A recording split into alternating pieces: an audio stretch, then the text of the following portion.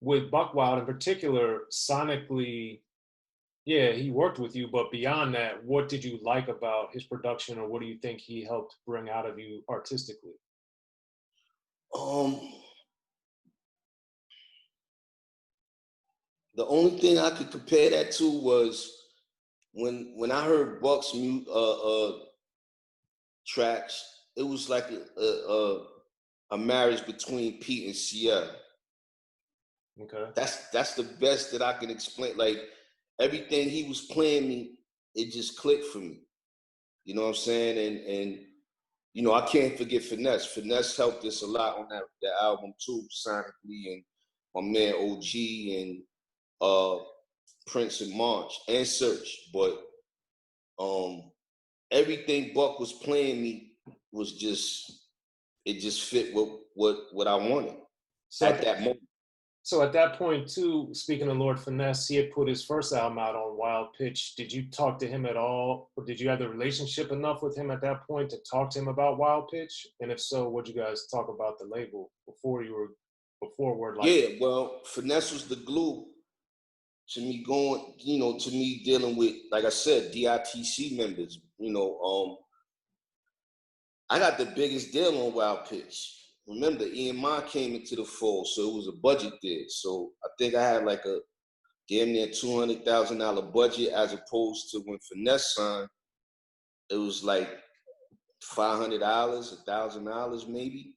Wow. You know what I'm saying? So, but remember, he was the guinea pig, Right, right. so to speak. You know what I'm saying? So when I let him know that this was going down, he was like, damn, like I only had, and Stu was coming to the studio, you know, personally with me, and you know, shit, yo, you came up, you know what I'm saying? And that was about it. He didn't say yay or nay, or you shouldn't do the deal with Wild Pitch, or Wild Pitch sucked. It was a totally different move with EMI being in the fold.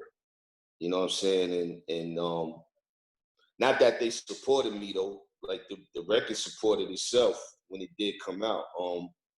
I think Arrested Development was on their second album, but it wasn't doing as well as the first album. Shout out to them. And EMI was like, who is this O.C. guy?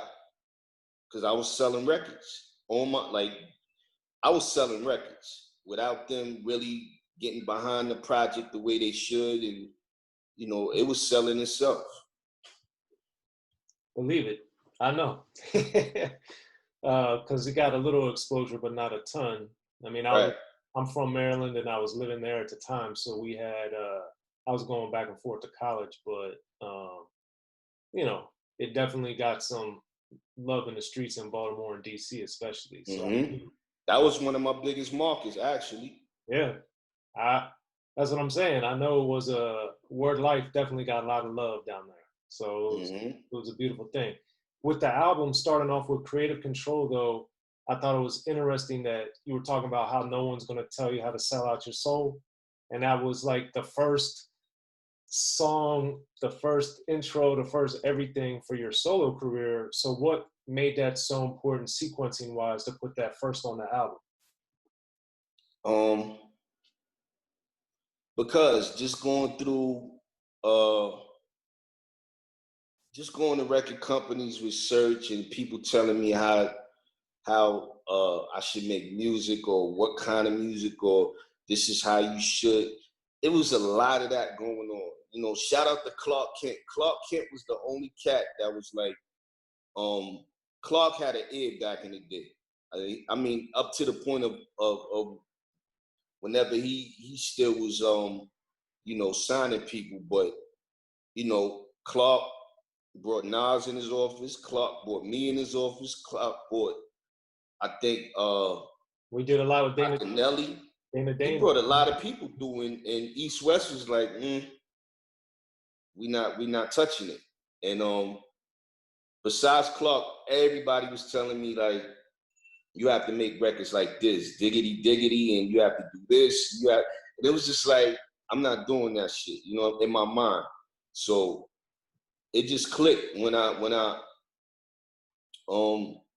started working on the record. That was probably the last record I did. Okay. On the album. Gotcha.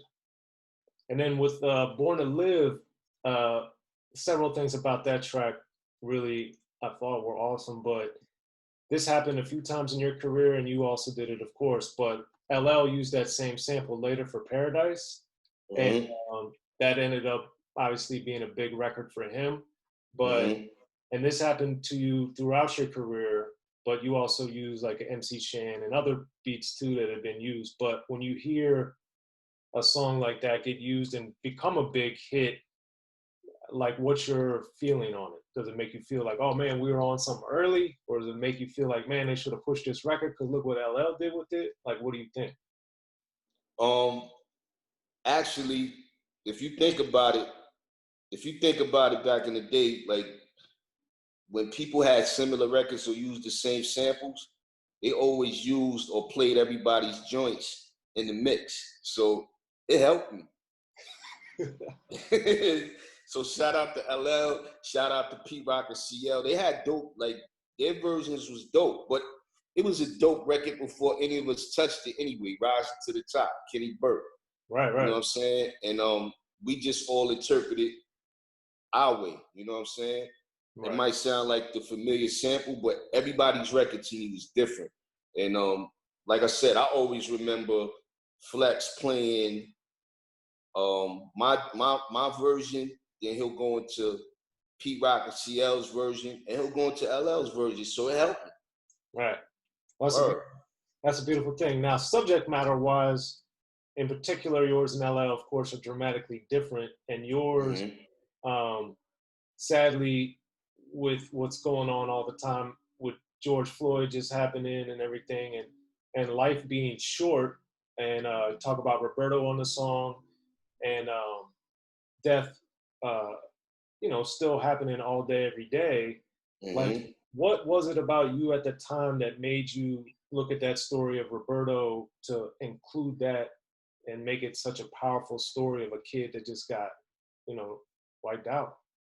Well, I mean, it's a true story. Like, this was my life growing up, and this was other kids' lives too, who can relate to that. So I say all that to say, when I did that record, I never forget the last day of public school.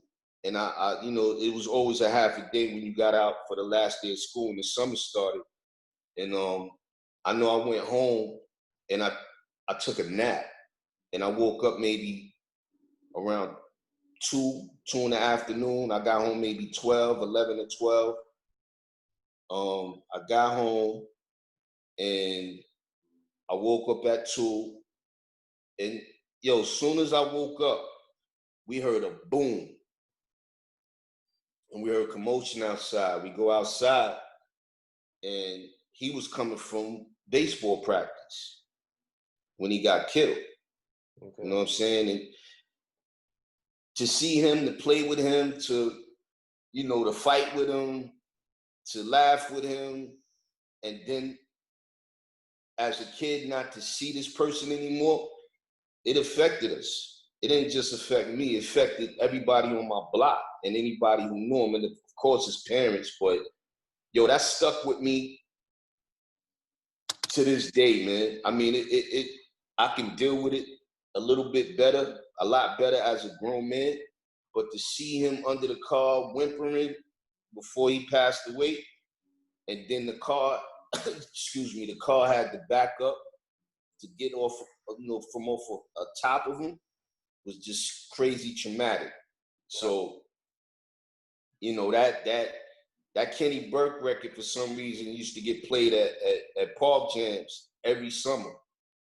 And that summer, it didn't feel the same with that record being played. That's why I included that on the record. Okay.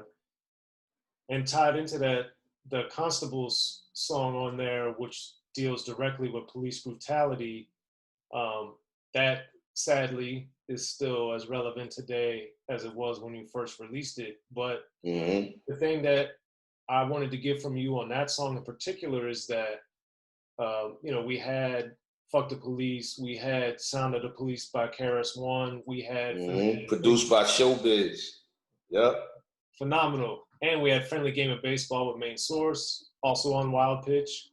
And many others, Compton's Most Wanted, One Time, Gaffled 'Em Up. We have all these songs about police brutality that have come out throughout the years. And before we get to what's going on today, for you, in your opinion, why do you think that some of the songs, like yours, for instance, didn't get to the magnitude of a Fuck the Police or a Sound of the Police? I think just sometimes album cuts just don't have that. People get caught up in your singles or whatever the case may be. Mm-hmm. Yo, let me tell you something. To this day, some people be like, I got your album, Time's Up. And I look at them crazy and I laugh, but I don't get upset if that's what you know me for, but that's not the name of my album. You understand? Like, my album is called Word Life, and don't blow smoke up my ass. If you know me for one song, cool. But the name of my album is Word Life, not Time's Up. But anyway, that record just is a continuation of what's been going on for ages. Like, it wasn't nothing that, not that I didn't experience it personally, I did. That's why I wrote it, but I didn't look for it to get all this attention. It's just my life. If you listen to the album, you're gonna get that from it. But you know, if you don't know the record, then we have other records out here that you do know, and it's a similar mirror. I mean, that's the best that I could describe it. Like, for me, like I said, man, I can't write unless it's something about what's going on every day. Like, other than that, I would probably never make an album again. You know what I'm saying? And people be like, why? Because I draw from everyday life. This is my, like, I don't see how people are, I have writer's block, I got this. Yo, it's too much shit going on for you to have writer's block. All day, every day. All day, every day. And this is my everyday life. This is our everyday life. It's not my life. It's our lives. As long as we breathing, this is our lives. And police brutality, racism, all this shit is going on.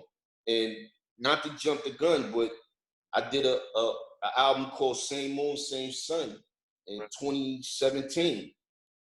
And I did a record called My City. Like, yo, it's scary. It's scary, man. I'm not predicting these things. These things been happening. In the beginning, hip-hop was ruled by the East Coast. Then the West Coast rose to prominence thanks to gangster rap. Straight out of Compton, crazy motherfucker named Ice Cube. Hip-hop changed the world. Gangster rap changed the narrative. I'm representing for the gangsters all across the world. And then changed the world again. Cause I'll come and take your life away. The history of gangster rap features unheard stories, unseen photos and documents, all with exclusive interviews from the founders and players who shaped gangster rap. I think a real gangster rapper has to scare you a little bit. The history of gangster rap written by veteran rap journalist Soren Baker. In stores now. Yo, what up? This is DJ Quick. Be sure to pick up my homeboy Soren Baker's book, The History of Gangster Rap, if you really want to know what we do.